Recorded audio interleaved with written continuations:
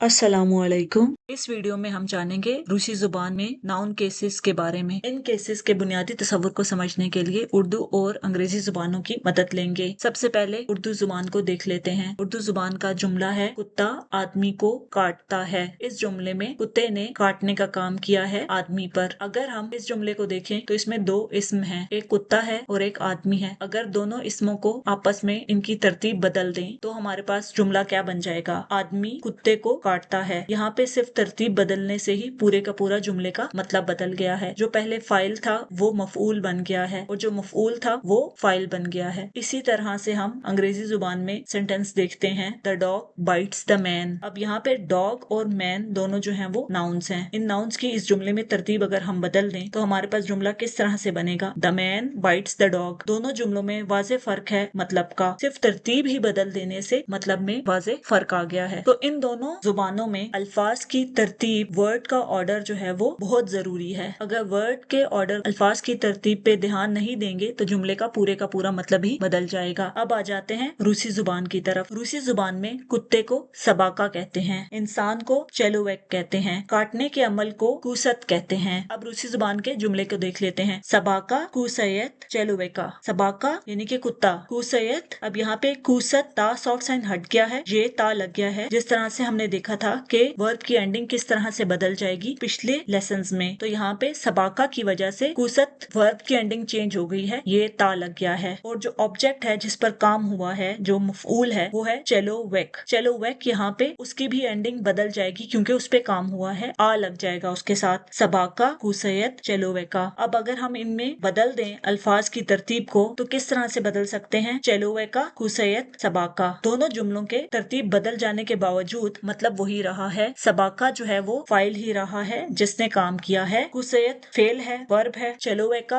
मफऊल है जिस पे काम हुआ है। कैसे पता चला कि चेलोवेका जो है वो मफऊल है? क्योंकि इंसान को रूसी जुबान में चेलोवेक कहते हैं और चेलोवेक के आखिर में आ लग गया है, जिससे पता चल गया कि ये मफऊल है। ये होगी रूसी जुबान में केसेस में से एक केस की मिसाल। तो केसेस के होने की वजह से अल्फाज की तरतीब बदल जाने के बावजूद जुमले का जो मतलब है रूसी जुबान में वैसा का वैसा ही रहा है। रूसी जुबान में अल्फाज की तरतीब यानी वर्ड ऑर्डर निस्बतन आजाद है, इसलिए फाइल, मफूल और दूसरे ग्रामर की अदायगी करने वाले जो किरदार हैं उनकी पहचान के लिए केसेस बहुत अहम है। यानी केसेस की के मौजूद होने की वजह से अल्फाज की तरतीब आजाद हो जाती है, तरतीब को याद रखने की जरूरत नहीं पड़ती। जैसे कि इस मिसाल में हमने देखा, सबाका, कुसयत, चेलोवेका भी ठीक जुमला है। पता चल रहा है कि कुत्ते ने इंसान को काटा है, चेलोवेका, कुसयत, सबाका। इसमें भी पता चल रहा है कि इंसान को काटा गया है, किसने काटा है? कुत्ते ने काटा है। तो मतलब वही दोनों जुमलों में वाजे हो गया है। ये तो हो गया हमारे पास बुनियादी तस्वुर कि हम केसेस को क्यों पढ़े रूसी जुबान में। तो उर्दू और इंग्लिश में तो केसेस की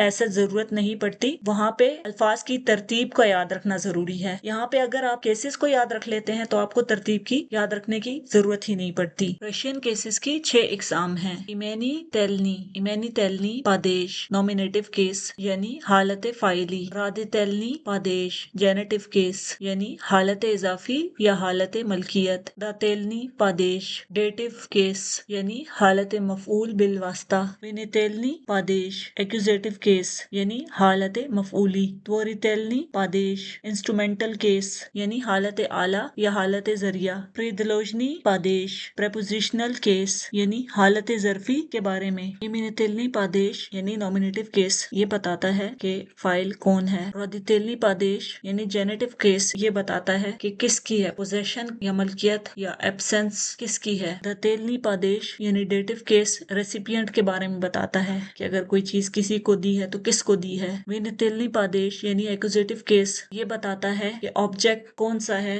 जिस पे डायरेक्ट काम किया गया है, मफूल के बारे में बताता है, त्वरितेलनी पादेश यानी इंस्ट्रूमेंटल केस जरिए के बारे में बताता है, किसके जरिए काम किया गया है, प्रेदलोजनी पादेश यानी प्रेपोजिशनल केस जगह के बारे में बताता है कि किस जगह पर काम किया गया या कहाँ पर हो, एग्जिस्टेंस के बारे में बता रहा है। तो रूसी जुबान में एक ही लफ्ज यानी इस्म के मुख्तलिफ केसेस के मुताबिक हालत जो है वो बदल सकती है। जैसे मिसाल के तौर पर किताब जो है उसको इमिनेतेलनी पादेश यानी नॉमिनेटिव केस में कनीगा कहेंगे और इसी तरह से इसकी एंडिंग हर केस के हिसाब से बदलती जाएगी। कहीं पे ये कनीगी होगा, कहीं पे ये कनीगिए होगा, कहीं पे कनीगू होगा, कहीं पे कनीगोय होगा, कहाँ पे कौन सी शक्ल लगेगी वो हम मजीद तफसील में हर केस को पढ़ते हुए जान लेंगे। इन केसेस को समझने के लिए हम फिर से उर्दू की मिसालों की मदद लेंगे। मिसाल के तौर पर अली आया। अब यहाँ पे अली जो है वो फाइल है और ये जो केस है यहाँ पे इस्म का वो है नॉमिनेटिव केस।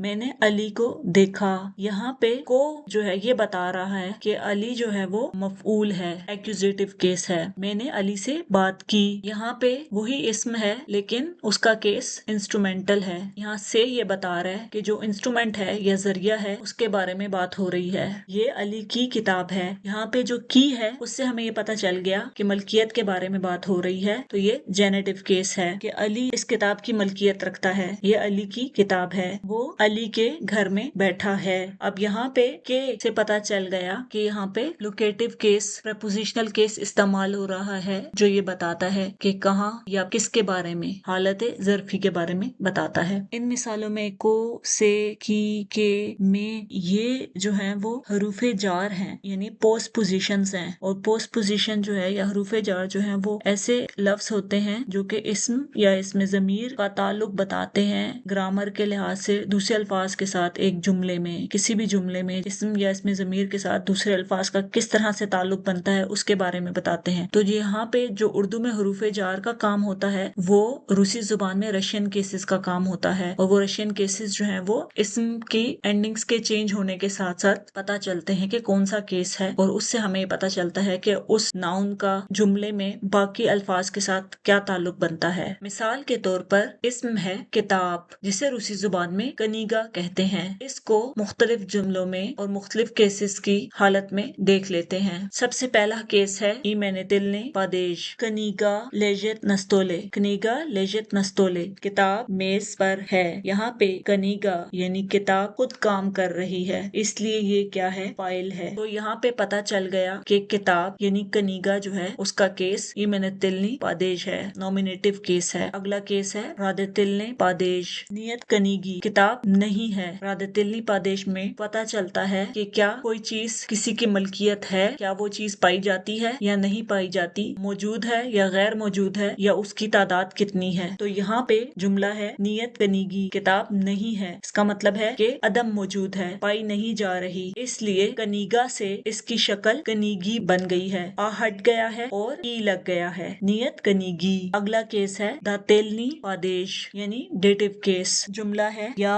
रादुयुस कनीगे, या रादुयुस कनीगे, मैं किताब को पसंद करता हूँ, यानी किसको पसंद करता हूँ, किताब को। तो ये किताब का यहाँ पे डेटिव केस है, दातेलने पादेश है। यहाँ पे कनीगे आखिर में ये आया है, यानी कनीगा जब अपनी डेटिव केस के तौर पे इस्तेमाल होगा तो उसके आखिर से आ हट जाएगा और ये लग जाएगा। किताब को पसंद करता हूँ को जाहिर कर रहा है यहाँ पे ये की मौजूदगी। अगला केस है विनितेलनी पादेश, एक्यूजेटिव केस। जुमला है या चितायु कनीगू, या चितायु कनीगू, मैं किताब पढ़ता हूँ, यानी कि जो पढ़ने का अमल है वो किस पर हो रहा है, किताब पर हो रहा है, किताब को पढ़ा जा रहा है। डायरेक्ट ऑब्जेक्ट है, डायरेक्ट इस पे काम हो रहा है। तो कनीगा जब भी जुमले में विनितेलने पादेश के तौर पर इस्तेमाल होगा तो उसके आखिर से आ हट के ऊ लग जाएगा, या चितायु कनीगू, मैं किताब पढ़ता हूँ, पढ़ने का काम किताब पर हो रहा है। अगला केस है तोरेतिलने पादेश, इंस्ट्रूमेंटल केस। या